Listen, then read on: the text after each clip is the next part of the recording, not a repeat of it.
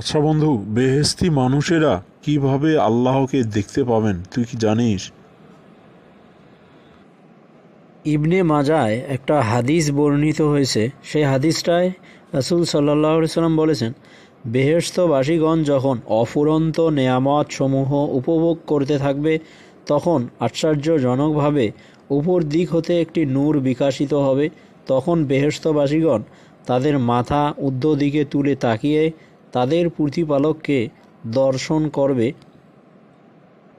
তাদের দৃষ্টিপাতের সঙ্গে সঙ্গে আল্লাহ তাআলা ইরশাদ করবেন, আসসালামু আলাইকুম ইয়া হালাল জান্নাতি, অর্থাৎ হে বেহেশতিগণ, তোমাদের প্রতি শান্তি অবতীর্ণ হোক।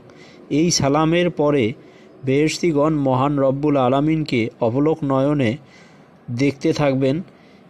এরূপে কিছু সময় অতীব হওয়ার পরে মহান রব্বুল আলামিন পর্দার মধ্যে চলে যাবেন, কিন্তু তার নূর উদ্ভাসিত হতে থাকবে।